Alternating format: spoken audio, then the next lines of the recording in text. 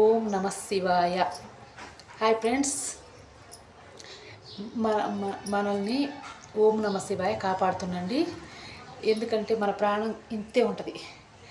చిన్న చీమ గుట్టినా కూడా చచ్చిపోయేటట్టు ఉంటుంది అనమాట మన ప్రాణం. అందుకనే చీమలు ఎక్కువగా ఉంటాయి అన్నమాట. చీమలు ఏంటంటే తొందరగా పుడుతుంటాయి. మానవులు 9 నెలలకి అట్లా పుడుతుంటారు. 9 నెలలకి మన అమ్మ 9 నెలల గంటుంది. ఆ చీమలు మాత్రం ఎమ్మటెమ్మట పుడుతుంటాయి, పుట్టలు పుడుతుంటాయి.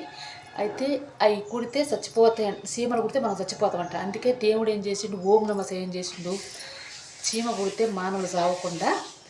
అయితే చీమ మానవులు కుట్టినప్పుడు మనం ఎట కొట్టుకుంటూ కానీ ఇంకా చీమ చచ్చిపోద్ది.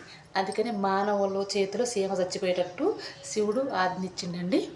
అందుకే శివుడు ఆజ్ఞ లేనిదే చీమైనా కుట్టదంటారు కదండి. అందుకనే మన మనసులు బతకడానికి కారణం ఓం నమ శివాయ అండి. లేకపోతే మన ప్రాణం ఇంతే ఉండదండి. చీమ కుట్టినా కూడా చచ్చిపోయేటట్టు ఉంటుంది మన ప్రాణం. అందుకని చీమలు మనం కుడితే చచ్చిపోతామో అని శివుడు ఏం చేసిండు, ఇక చీమలే చచ్చిపోయేటట్టు చేసిండు.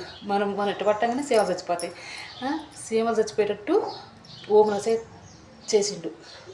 శివుడు మనల్ని కాపాడుతుండు. చీమ కుట్టినా కూడా మనకేం కాదు. శివుడు ఆజ్ఞ లేనిది చీమను కుట్టదంటారా. అందుకే శివుడు ఆజ్ఞ లేనిది ఏమీ కాదు మనకి. శివుడు ఆజ్ఞ ఉంటే మనకు మంచిగా అదృష్టం అవుతుంది అనమాట. అందుకే శివుడు దయ వల్ల మనం బతుకుతున్నాం. శివుడు మనల్ని కాపాడుతుండు. శివుడు లేకపోతే మనం బతకండి, ఇంత కూడా ముందుకు వేయలేము అడుగు.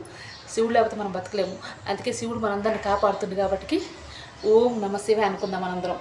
ఓం నమ శివాయ, ఓం నమ శివాయ, ఓం నమ శివాయ, ఓం నమ శివాయ, ఓం నమ శివాయ, ఓం నమ శివాయ.